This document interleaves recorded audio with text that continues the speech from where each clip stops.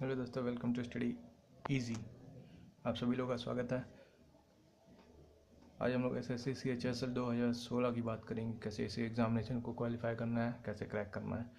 जैसा कि आप सब लोग जानते हैं, एसएससी टायर 1 जो टायर 1 होता है, मतलब ये एसएससी CHSL जो है टायर 1, टायर 2 और टायर 3 में होगा। टायर 1 जो है पहला एग्जामिनेशन, प्रीलिम्स जिसे कहते हैं, कुछ लोग प्रीलिम्स, मेंस। तो टायर 1 जो है 7 जनवरी 2017 से लेके 5 फरवरी 2017 तक इन्हीं लोगों के बीच में होगा।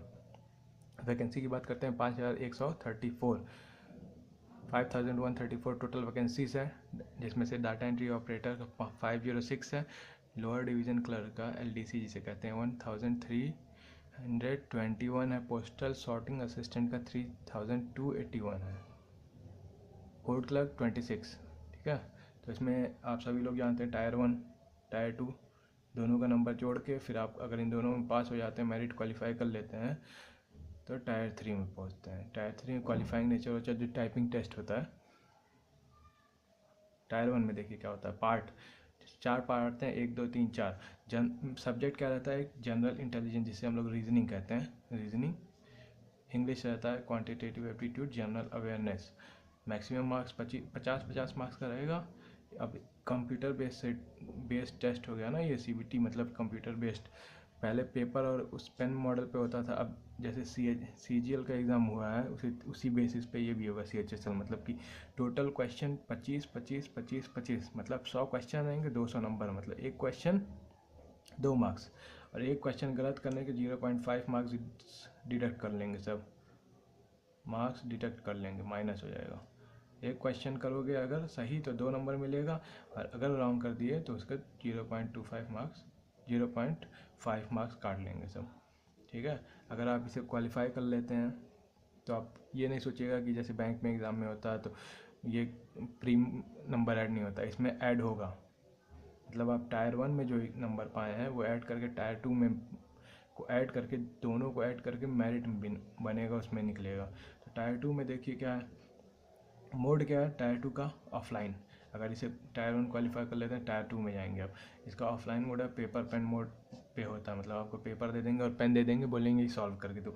सॉल्व नहीं करना है कुछ, इसमें 2 चीज़ होता है, ऐसे होता है एक लेटर, ऐसे लिखना रहता है, और लेटर ऐसे जो 50 मार्क्स का रहता है, लेटर भी 50 मार्क्स का रहता है।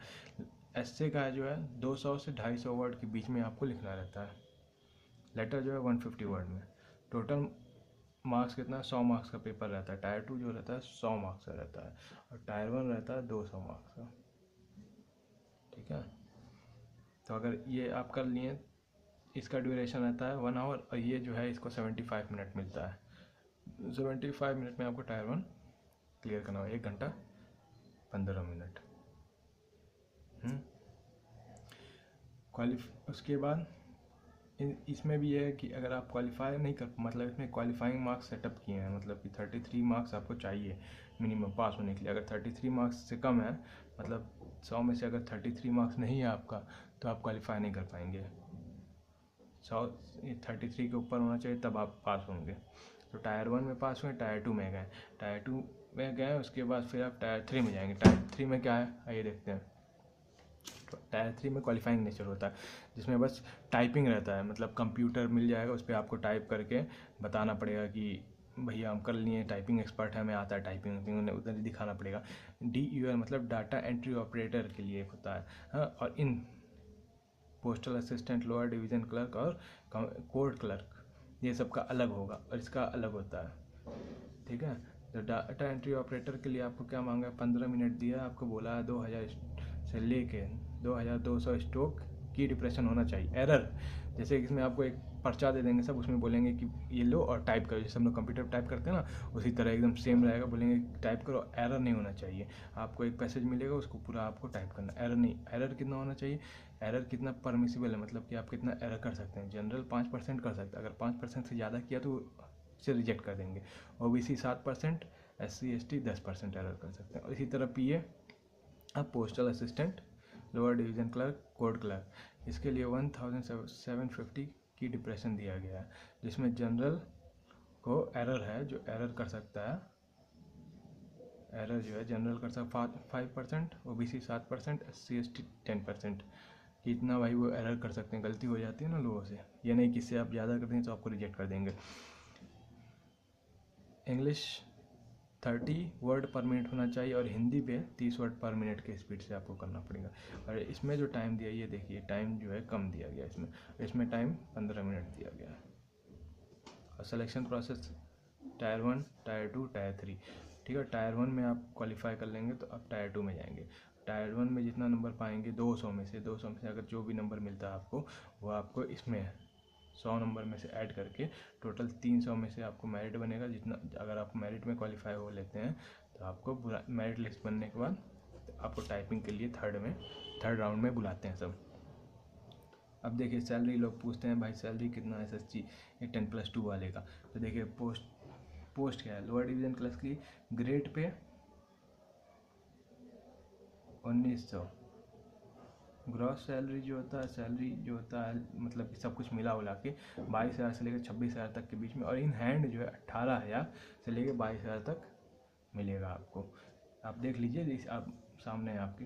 कोड क्लर्क में भी वही सेम है, डाटा एंट्री ऑपरेटर का ज़्यादा है, ग्रेड पे जो होता है वो 2400 है। और ग्रॉस सैलरी जो होता है 29,000 से लेकर 35,000 तक है। और हाथ में जो मिलता है, मतलब कि आप ये काट लेते हैं ना, सब कुछ रख लेते हैं पैसे बाद में देने के लिए आप जब रिटायरी लेंगे, 25,000 से लेकर 31, वही सेम इसका भी पोस्टल असिस्टेंट का 24,000 ग्रेड पे। और ग्रॉस सैलरी 29 से 35,000, फिर इन हैंड 25 से 31,000 तक। आइए देखते हैं कट ऑफ मार्क्स कितना है, कितना कट ऑफ गया है पिछली बार। कट ऑफ मार्क्स 2014 का अनरिजर्व, इसका मतलब होता है जनरल का 120 गया है, ठीक है, 120.5। OBC का जो है 107.5, SC का 94.7, ST का 85.75। वैकेंसी जो है जो 14 में था इतना था, अब 2000 करीब मान लीजिए, 2000 करीब था। अपीयर्ड में थे 20 लाख लोग। फिर 2015 में आई अनरिजर्व, ये जनरल का 119 कट ऑफ गया था 200। फिर OBC में से 110, SC का 1999, ST का 89। वैकेंसी जो है 6578, मतलब 6578 वैकेंसी था। तो अपीयर्ड में 20 लाख लोग, 26 लाख। पास जो, ये नहीं आप लोग देख के घबरा जाइए कितने लोग अप्लाई करते हैं, अरे अप्लाई करने वाले तो बहुत ही रहते हैं। इसमें ये सब मत सोचिए कि बहुत लोग अप्लाई करते हैं हमारा क्या होगा, कुछ नहीं किसी का होता है। ये सब जो अप्लाई करते हैं ना, इसमें तो उसी तरह रहते हैं भाई, चलो पढ़ना लिखना नहीं, चलो देख के आते हैं, किस्मत अगर साथ दे दिया तो निकल जाएगा, बस यही सब सोच के आते हैं। इसलिए आप लोग घबराइए मत, आराम से अगर पढ़ रहे हैं, तैयारी कर रहे हैं, तो ये जान लीजिए इससे ये मैटर नहीं करता है 26 लाख लोग हैं, 35 लाख लोग हैं। इस बार CGL जो होता है ना, CGL में करीब 35 लाख से लेकर 38, अब पता नहीं गया 38 या 35 लाख इतने लोग अप्लाई किए थे। सेलेक्ट कितने हुए, 150, 1.5 लाख। सोचिए 1.5 लाख बस सेलेक्ट किया गया। और लोग कहाँ गए, पढ़ने वाले होंगे ना वो सब भी, उन लोग तो गायब हो गए।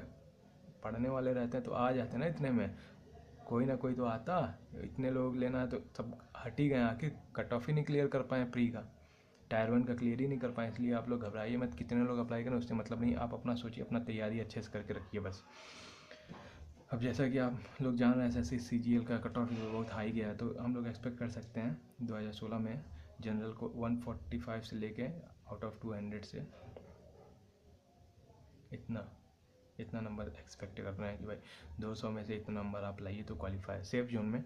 ये मेरा एक्सपेक्टेशन है, ज़रूरी नहीं है कि सही हो, बस एक एक्सपेक्टेशन लगाया गया है। आप भी अपना लगा सकते हैं कि भाई CHSL में जो है बहुत ज़्यादा गया है, तो इसलिए हम लोग उसी पैटर्न पे ये एक्सपेक्ट कर रहे हैं। जितना ज़्यादा एक्सपेक्ट करेंगे उतना ही अच्छा रहेगा। अब कम एक्सपेक्ट कर लिया जाए कि भाई नहीं 125 120 जाता है तो 100 जाए या 25 जाएगा, तो हम लोग उसी में गायब हो जाएंगे। मेहनत करो अच्छे से ताकि सफलता मिल जाए, क्या फालतू का फिर पढ़ना पड़े वही चीज़। इसलिए ज़्यादा सोचिए कितना जाएगा, उसी हिसाब से अपना प्रिपरेशन करिए। और BC का इतना 135 से 145 के बीच में, SC का 125 से 135 के बीच, ST का 115 से 125 के बीच में। बुक्स GK जो होता है ना, उसमें एक GK होता है 50 नंबर का, चाहे 50 मार्क्स का। लूसेंट की एक बुक आती है, इतनी मोटी रहती है, ज़्यादा नहीं इतनी मोटी रहेगी, उसको आप खरीद लीजिए, उसको पढ़ लीजिए, उसके उसी में जो जो आता है ना उसी में से आ जाता है, ये जान लीजिए। कहीं कोई भी चीज़ पूछेगा, कहीं से पूछेगा, उसी में से आएगा। एक किरण पब्लिकेशन का प्रैक्टिस सेट आता है, अगर आप वो चाहें वो भी कर सकते हैं, नहीं तो ऑनलाइन ज़्यादा प्रेफर करिए, क्योंकि आप एग्ज़ाम भी ऑनलाइन देंगे, कंप्यूटर बेस्ड टेस्ट होगा ये, तो इसको कोई फ़ायदा नहीं रहेगा। अगर ये सब कर सकते हैं, मतलब जो लोग कंप्यूटर नहीं है, जिसके पास जैसे कि दिक्कत होती है, इंटरनेट नहीं है, तो इससे करिए, नहीं तो ऑनलाइन करेंगे तो सब आपके लिए बहुत बेस्ट रहेगा। अब लोग पूछते हैं ऑनलाइन कहाँ से करें। एक साइट है गवर्नमेंट जॉब अड्डा, इस पे जाइए, फ्री का, कोई पैसा नहीं लगेगा, फ्री का ये देता है। 10 या 15 सेट बना के रखे रहते हैं, सब ये दे देंगे फ्री में, आप प्रैक्टिस कर लीजिए इससे। और भी साइट होते हैं, उससे भी आप कर सकते हैं, अगर पैसा दे के देंगे तो वो भी अच्छा है, और अच्छा मिलता है। उसमें चले जाइए, देख लीजिए, जौन सा अच्छा लगे खरीद लीजिए, परचेज़ कर लीजिए और प्रैक्टिस कर लीजिए। ऑनलाइन अगर प्रैक्टिस करेंगे तो आपको आइडिया हो जाएगा एग्ज़ाम पैटर्न कैसे चल रहा है, क्या करना है हमें, कितने जल्दी कितना क्या पोजीशन है हमारा। इसलिए आप लोग ऑनलाइन टेस्ट ज़रूर दीजिए, ऑनलाइन टेस्ट दिए बिना मत जाइएगा। भले ही आप 7 या 8 दें या फिर 5 ही दे दें, लेकिन 5 से कम, मेरा हिसाब से चलिए तो कम मिनिमम आपको 10 सेट टेस्ट देना चाहिए। 10 अगर आप दे दिए ना, तो आप क्या होता है ना, टाइम कम रहता है, लोग उतना कर नहीं पाते हैं। अब देखिए 100 क्वेश्चन है, 100 टायर 1 की बात कर रहे हैं, टायर 1 की 100 क्वेश्चन है, आपको 75 मिनट मिला है। हमें अगर 1 मिनट में आप एक क्वेश्चन करेंगे तब भी आप कंप्लीट नहीं कर पाएंगे। इसलिए आपको इसमें इतना ये चाहिए कि फास्ट कैलकुलेशन इतना जल्दी कर लें कि हम क्वालिफाई कर ले जाएँ, ठीक है। इसलिए आप लोग ऑनलाइन प्रैक्टिस कर लीजिए खूब। जितना आदमी पढ़ना रहता है वो पढ़ लेता है, लेकिन ऑनलाइन अगर उसे जल्दी करने नहीं आता, वो कर नहीं पाएगा एग्ज़ाम। अब रिटन एग्जामिनेशन पहला वाला, जो लोग बोलते हैं कि हिंदी में दें कि इंग्लिश में दें, पहला टायर 1 है, ये टायर है, टायर 1, टायर 2, टायर 3, तो आप हिंदी या इंग्लिश में दे सकते हैं, कोई भी, इसमें तो कोई मतलब नहीं है। कंप्यूटर पे आप चाह रहे हैं तो हिंदी में तुरंत कर सकते हैं, इंग्लिश पे करना चाहे इंग्लिश में कर सकते हैं तुरंत, तो इसमें कोई मतलब नहीं। अगर आंसर मतलब एक क्वेश्चन 1 है, इसका आंसर सी है, तो सी हिंदी में भी वही रहेगा सी, और इंग्लिश में भी सी रहेगा, तो इससे कोई मतलब नहीं, आप कोई भी एग्ज़ाम कहीं कूद के दे सकते हैं। मान लीजिए आपको कर रहे हैं, रीजनिंग में बैठने वाला समझ में नहीं आ रहा, तो आप हिंदी, इंग्लिश था हिंदी कर लिए, तो इससे कोई दिक्कत नहीं है। डिस्क्रिप्टिव में या फिर हिंदी या फिर इंग्लिश, एक लैंग्वेज चूज़ करिए। ये नहीं कि आप, ये इंग्लिश में एक ऐसे आएगा और एक लेटर आएगा, तो इंग्लिश, इस लेटर को इंग्लिश में कर दीजिए और इसको, ये लेटर जो है हिंदी में कर दीजिए। ऐसे जो है इंग्लिश में करिए, इस तरह नहीं करिएगा, क्योंकि वहाँ पे टीचर रहते हैं ना, सेट रहते हैं कि इंग्लिश वाले टीचर के पास कॉपी जाएगा तो वो सब देखेंगे आपका कि ये इंग्लिश का किया। अब इंग्लिश वाला एक, आप इंग्लिश का किए, एक हिंदी का कर दिए, तो वो बोलेगा यार ये कैसे कर दिया, तो आप वहाँ पे तुरंत आपका नंबर कट जाएगा। फिर टाइपिंग टेस्ट, आपका मन जो मन करे, अगर हिंदी आपको टाइपिंग आती है तो ठीक है, नहीं तो इंग्लिश आती है, इंग्लिश तो उससे ज़्यादातर लोगों को आता है, तो इंग्लिश टाइपिंग पे लिए कर सकते हैं आप लोग। इसीलिए तैयारी करिए इस तरह CHSL के लिए, और आगे का वीडियो हम लोग बनाएंगे, उस पर देखिएगा अपने साइट पे। और मेरा न्यू यूट्यूब चैनल है, आप लोग चाहें तो इसे सब्सक्राइब कर सकते हैं, हम लोग और अपडेट बनाएंगे। अभी हम लोगों की टीम काम कर रही है इस पर। ठीक है दोस्तों, all the best for the examination, thank you.